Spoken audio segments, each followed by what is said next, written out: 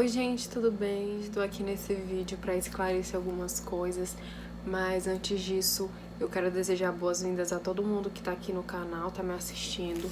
Esse canal eu criei para expor um pouco mais sobre o que eu passei e das próximas etapas que vocês vão saber por causa desse vídeo. Então a primeira coisa que eu peço para vocês é que vocês se inscrevam nesse vídeo. Se inscreva não, gente. Se inscreva no canal, meu Deus. Se inscreva no canal e dá like nesse vídeo, tá? Like aqui embaixo. E vamos começar. Eu sumi das redes sociais, do Instagram. Pra quem não sabe, eu sou maquiadora e trabalho pelo Instagram, divulgo meus serviços totalmente por lá. Desde mais ou menos maio, eu tenho parado de postar muita coisa e algumas pessoas sentiram minha falta.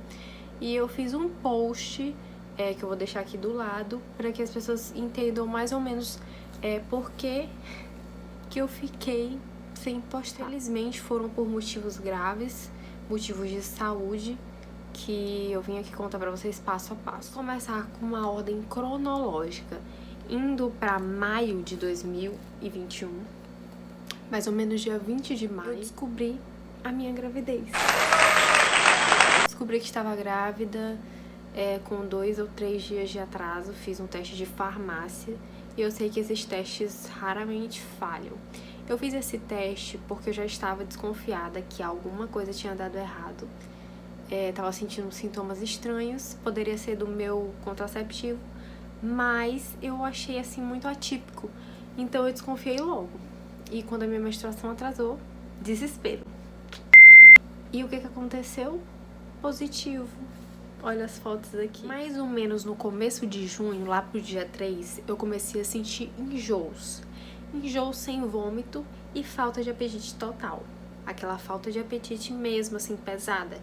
E como eu estava pesando uns 83 quilos, mais ou menos, eu tava numa fase compulsiva, que eu amava comer tudo que via pela frente.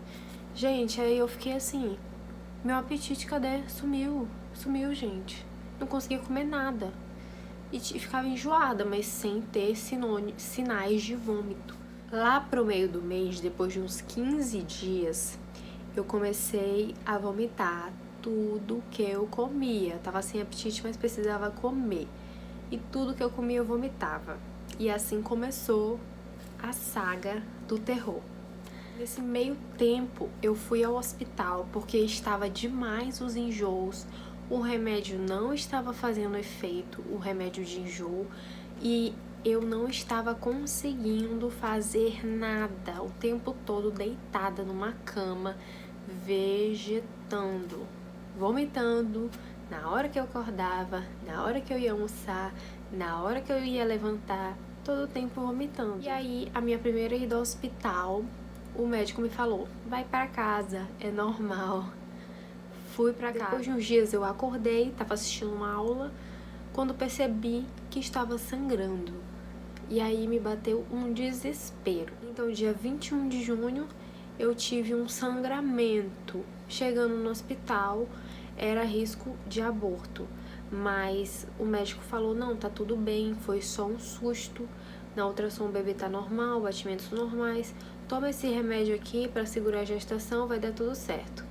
Fui pra casa. Foi a primeira parte mais tensa da minha gravidez. Foi quando eu tive a confirmação que meu filho estava em perigo. E isso é uma sensação que eu não desejo pra ninguém. Então, fiquei mais calma, mas não estava confiante. Eu esperava que ia acontecer de meu filho não fosse ter forças para permanecer ali. Alguma coisa me dizia que ia dar errado. Gente, continuando, todo esse período eu não comia direito, eu vomitava todas as horas por dia, até a água, às vezes, eu não conseguia segurar no estômago, e todo santo dia eu vomitava um líquido amarelo, líquido biliar. É uma substância amarelada que é o resto da sua bile, sabe? É um resíduo estomacal que, assim, é quando você realmente não tem nada pra vomitar e vai vomitar aquilo. É uma substância muito amarga, muito estranha, e Tiveram dias que eu vomitei 2 vezes aquilo e foi bem intenso. Então, assim, não foi tranquilo pra mim a questão dos enjoos e vômitos. Às vezes as pessoas conversavam de comida e eu vomitava, sabe? Se eu não estivesse no meu quarto, cada canto da casa tinha um cheiro horrível. O banheiro tinha cheiro de desinfetante, mas pra mim tinha 300 vezes aquele cheiro, como se fosse um perfume muito, muito enjoativo. A cozinha tinha cheiro de tempero. E olha que eu amo tempero, sou apaixonada, eu gosto de cozinhar e minha mão é regada no tempero. Mas mesmo assim, eu vomitava com tudo. Eu andar pela casa me fazia também enjoar, vomitar. Então, eu passei praticamente 2 meses aí em cima da cama. Ah, mas não banhava? Sim, tomava banho sentada no banheiro. E escovar os dentes? Escovava os dentes, mas muito superficial, porque se eu colocasse a escova na minha língua, me fazia vomitar. São 4:30 da manhã e eu tô completamente esgotada, vomitando. Todo dia isso. E o medo de desmaiar é por partes, ó. Abri a porta da cozinha pra tentar pegar água. Nesse meio tempo já veio o vômito. E é horrível.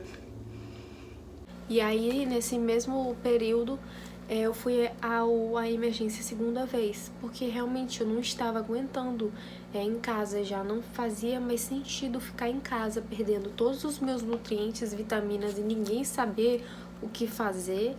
E a gente estava com muito medo de eu pegar Covid, né, nessas idas ao hospital, mas a gente não sabia o que fazer.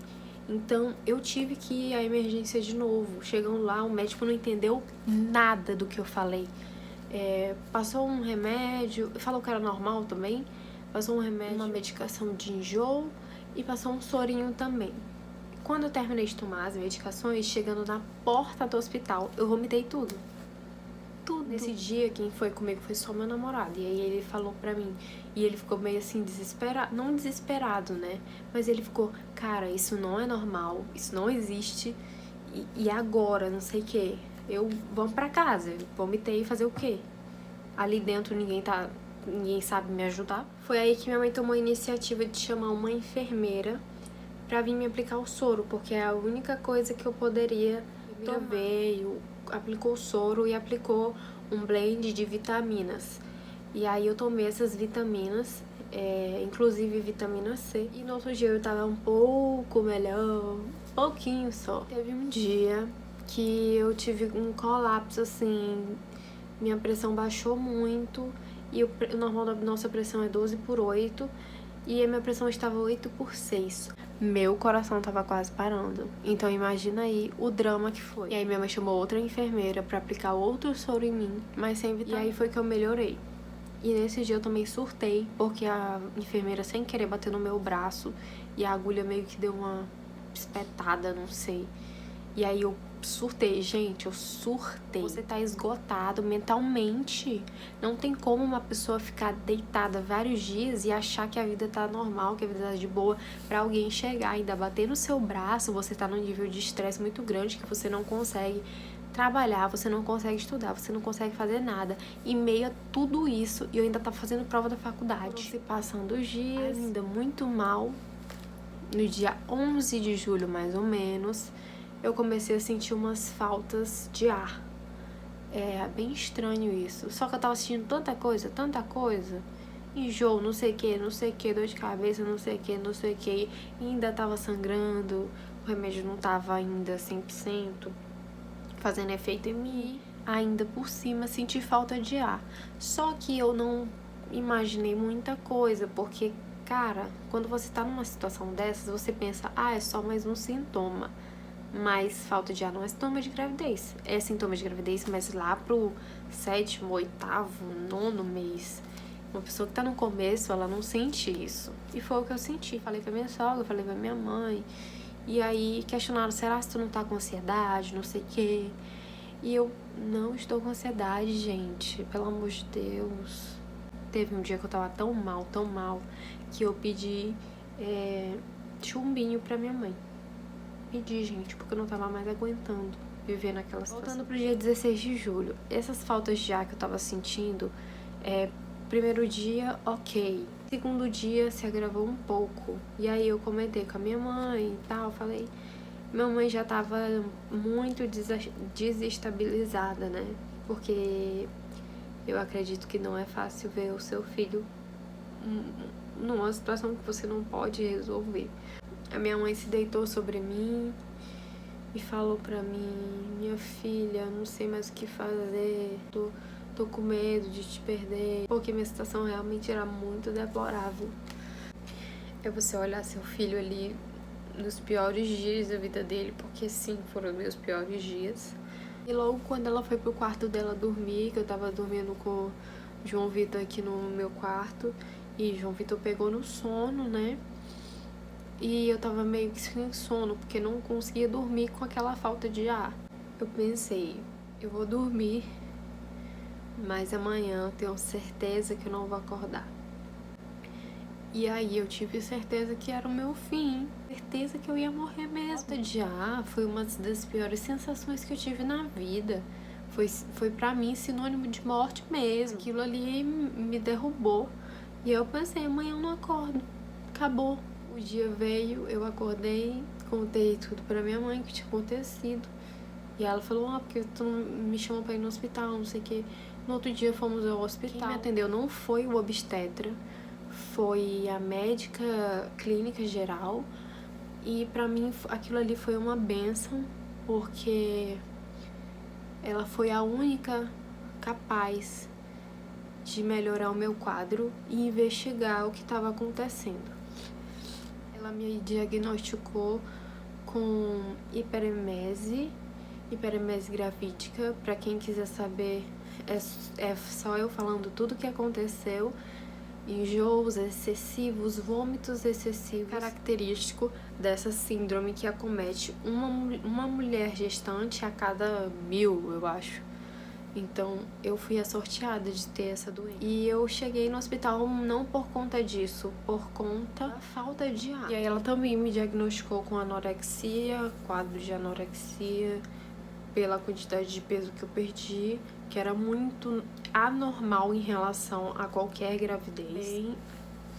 Foi fazer um teste de Covid em mim, que sairia daqui a uns 10, 15 dias, por aí. Por conta da minha falta de ar. A oxigenação tava muito boa, tava razoavelmente boa, nada de se preocupar. Passou medicações para a minha falta de ar, quanto para o meu enjoo, e fez uma bateria de exames comigo. E saiu depois de 2 horas, só não do Covid, né? E ela falou pra mim que eu estava com um quadro viral. Por isso ela passou as medicações pra mim. E aí tomei a medicação, no outro dia estava muito melhor, muito bem. E a medicação que ela passou em casa, eu fui sentindo que ao longo dos dias foi melhorando muito meus enjoos, muito. Ainda assim, eu vomitava bastante. Dia 17 desse mesmo mês, acho que um dia, depois de 2 dias da consulta com ela, eu consegui comer uma salada. Então, aquilo ali pra mim foi marco histórico. Depois de uns 4 dias, eu fui introduzindo frango. Um frango só à base de sal mesmo, não tinha tempero. Com bastante limão, salada, frango. Aquilo ali já estava ótimo, porque meu corpo não estava recebendo nenhum tipo de alimento e segurando o alimento. E depois, com a medicação que a médica me passou, aquilo ali começou a mudar.